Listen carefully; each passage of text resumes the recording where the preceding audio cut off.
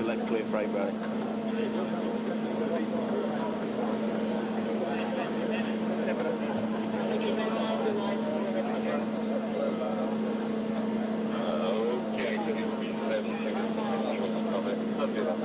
I've got vehicles on circuit, about 30 seconds.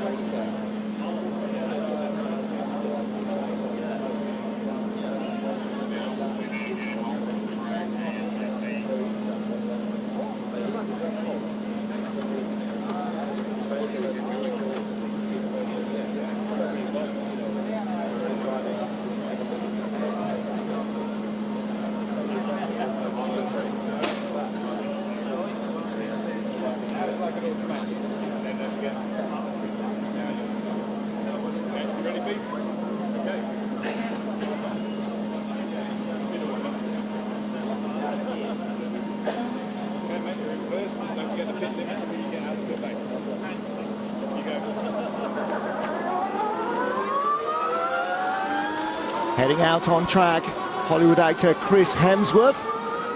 Hammer time for Thor, the man who played James Hunt in the film Rush, the biography or the story of James Hunt and Niki Lauda's 1976 epic title battle.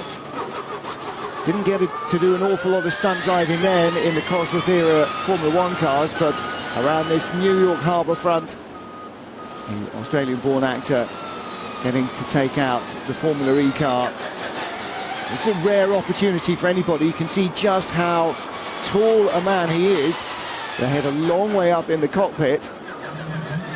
This is quite some challenge. This is not easy. It's a very different prospect driving a car around on a street circuit compared to an open racetrack where you've got, first of all, the ability to look through the corners, and secondly, somewhere to go if you miscalculate. Here, the walls get in the way of your vision, and they get in the way of your car if you suddenly run out of talent. A lot of extra hands on the wheel. He's clearly been in the simulator to learn the track, because he is not finding his way around. He actually knows where he's going. That's something that he now has in common with every other racing driver, is that you learn the track before you get there. And having never driven it before, when you go out, you do know where it goes. All the same, I'm sure he's feeling pretty nervous. First time driving the car on this track. Just being a little cautious to feed himself in. And danger signs for the very occasional driver is right when you think, okay, I've got this, that's when you haven't. Very easy to step outside your comfort zone. When things are going well, it's all under control. It's having the reflexes, the instincts, the knowledge to know when it's just about to go wrong. And that's what countless laps as a young racing driver and more than a few incidents probably also teach you. Like in every other part of life, you learn from your mistakes, and racing drivers are very much in that category. Just try not to make them twice. Out through corner 10, and heading down across the wide start-finish. Heard him chuntering down the gearbox there, changing down nice and early, making sure there are no dramas at the turn 1 hairpin. Again, making sure he was way out to driver's left to get that full lock all the way round and not end up embarrassingly up against the wall. Long return straight. And then through the little left and hard right that is turn 2-3. Turn 4 continues to curve to the driver's right. Then you head down towards the pit-in, pit-out section. Sharp left at turn 5. Change of surface, very bumpy concrete, quite dusty as well, just off the racing line, as you saw from the tyres, as he turns hard left. And hard right again, that full lock of the steering rack being used at corner 6, in which you get, well, if you were tall enough, a great view of the Manhattan skyline. Up to corner 7. Oh, and then a graphic indication as he got away with that. Didn't quite tag anything. Graphic indication of the instant slot car style response of the Formula E motors. It's all there immediately. Alejandro Agag can smile there because there was no contact, no damage, no harm, no foul. But Chris is trying to work his way through and find reverse, which he did. And now he's got to back it up on the mirrors with no parking sensors. Yep, he's using the old style, parking by ear. And can he get it round now? And now need to try and spin, turn it back. Good man. Now there's a man with some ice in his veins.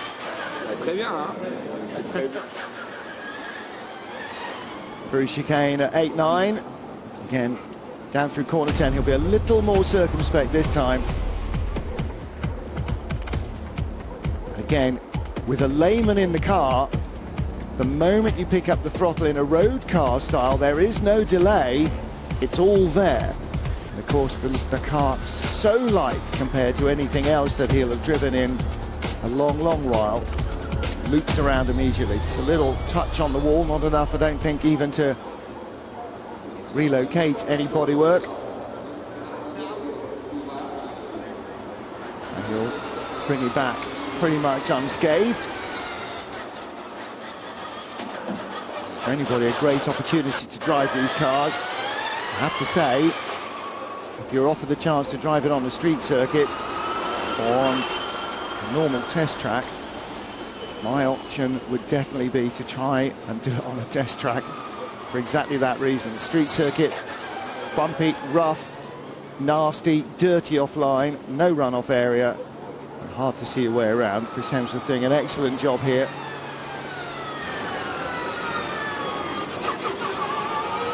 Scheduled in one of his next outings to revisit the Captain Kirk character that he played in the 2009 Star Trek reimagining. I'm sure the Marvel Comic Universe series and films will probably call on his Warhammer wielding abilities again. Road of Thor doesn't look like it's one that has run out of steam in the comic book world. Probably won't do in the movie world for some while either. A man much in demand, and not just among the female members of the paddock here at the New York ePrix.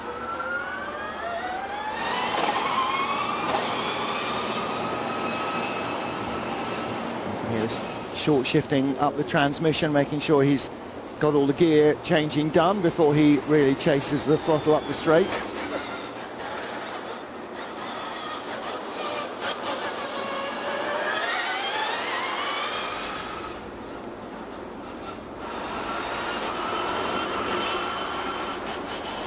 Trying to make sure he finds himself on the racing line as well. As we've seen already from the high shots, the racing line is very clearly delineated. It's a very much darker part of the asphalt than anything else, and that's where the grip is. If you meander off that, then you tend to find that it is very, very dusty, and the grip level is exponentially less. And Chris Hemsworth will be trying his best to remain on the racing line. The slightly worrying thing for any non-racing drivers, that takes you out perilously close to the concrete walls, which is what drivers do as their day job. But for the rest of us, that's a little bit of a tricky prospect, and so staying away from the walls and a little bit off the racing line is entirely understandable. And the start-finish straight. Started gantry some 35 feet probably up in the air above him as he came across the start-finish line. Again around corner one, feeding the power in neatly, nice and smooth.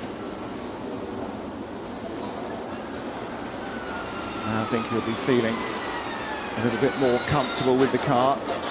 He's had that little half spin, got away with it, rescued himself, didn't need to get pulled in on the end of a tow rope. He can now just settle down a little bit and enjoy the rest of his drive in the car.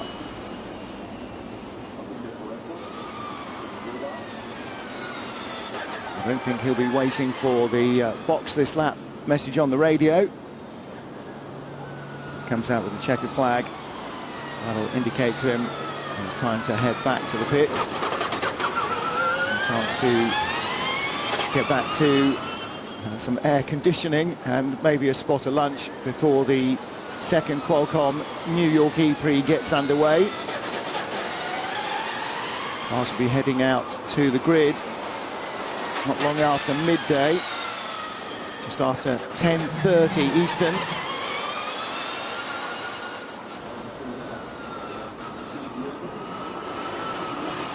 A couple of hours for the temperature to rise.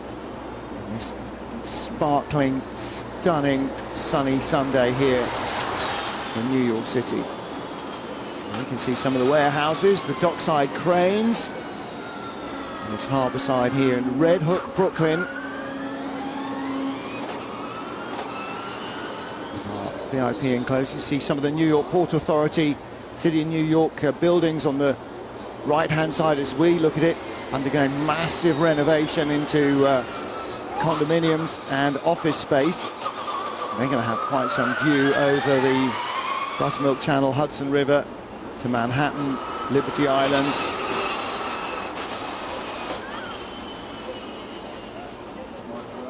Trips down again as he comes past the pits for turn 5. There, those white ridge structures, those temporary pit buildings. Each of those houses 4 cars per team. 2 for each of the drivers. There's another tent for the FIA technical inspections, the weigh bridges and all the other scrutineering equipment. There's one for the safety cars, and that's where this car lives as well. A very wide range of different drivers in the cars. And here the Qualcomm ePrix in New York City. Chris Hemsworth getting the chance to become the first non-racing driver to drive a Formula E car in the city.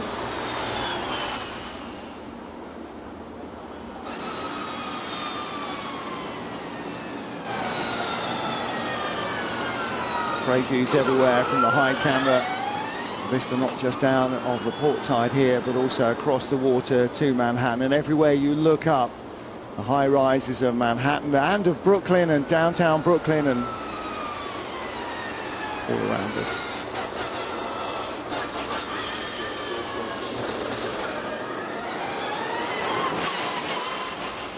Fantastic job by everybody involved, from the local resources, from the City of New York, from the Development Authority, and from Formula E, to make this happen, to bring it all together.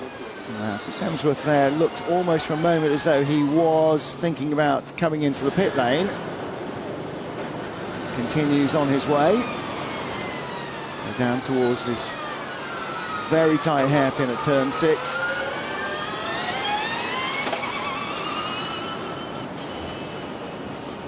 It's like getting a whole free practice session to himself. A few drivers could do with a few extra laps here as well. And delivery on this Spark chassis Formula E car, subtly modified this weekend with far more Qualcomm blue.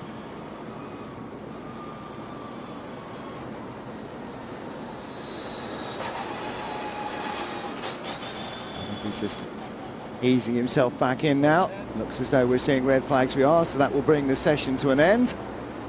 Thought checkered flag would be nice for him, actually.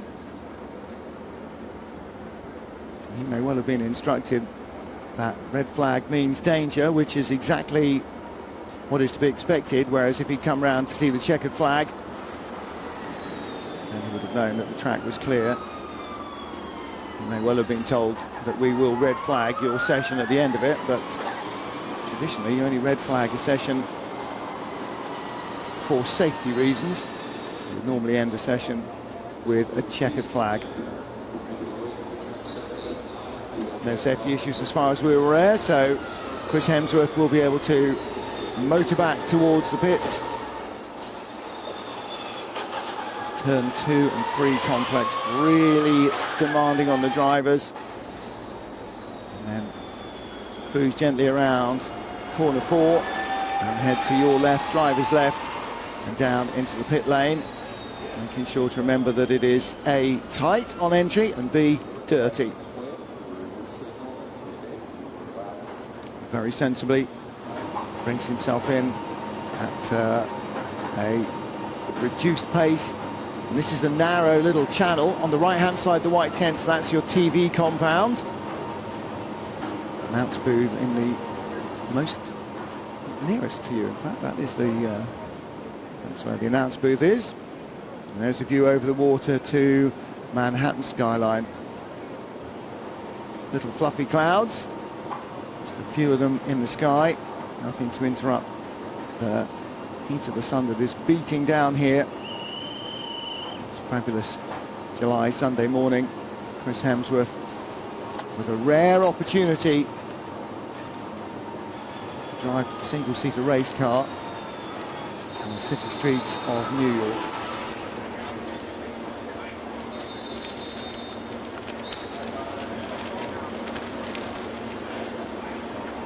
The photographer here will have to keep her wits about it. One of the things about having electric cars is you don't have big horsepower, normally aspirated gasoline motors reverberating around.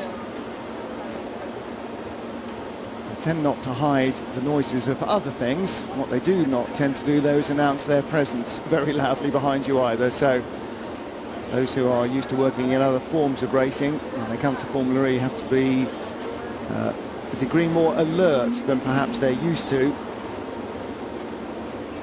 Audible references are fewer and further between in pit road. Just let it work. We'll just unclip them and everything, and then you get all your clean shots. Yeah, Chris Hemsworth is being removed from the umbilical cord. Unclip. Oh, you want to get him out first? Some drivers will prefer to get out of the car with the helmet and hands device still attached. Some take the helmet off first. But to get Hemsworth out, you have to partly disassemble the car. So the steering wheel comes out, that's standard. Out comes the head and neck protector, that's standard as well. The cockpit sides. And then, there you go, you can see how he towers above most of the folk around. Another experience in life. Yeah, nice job, you got to reverse what we'd technically refer to as a decent-sized person, Chris Hemsworth. And again, yes, that little half spin indicated that he was properly paying attention when he was briefed on how the car works, and on the simulators sessions I'm sure he's done, down to being able to not only find reverse, but also negotiate his way backwards and forwards to turn the car around. So the hands device, the head and neck system, the restraints help keep the driver's head and neck safe in the event of an incident, removed. And Hemsworth, we don't see an awful lot of bearded racing drivers these days. Used to be a thing. John Watson famously had a very hirsute appearance until his first win, when he shaved it all off. Like Harold Ertel in the 1970s, but racing drivers tend to be predominantly either close-shaved or going with the designer stubble. Chris Hemsworth, a bit of a smile on his face, and rightly so, I think. I've got to ask you then, first time in an electric car around these streets of New York, how was the experience? Yeah, I've driven the Formula 3 car. There you go. Chance for him to enjoy a trip on his own, and then the inevitable media questions. So we'll allow him to carry on with that. Great opportunity, though, for Chris Hemsworth to enjoy himself around this circuit. And a little brief pause as well for everybody else, as we are effectively, even though it's 10:30, in the lunch break, because cars will be heading to the grid in less than 2 hours.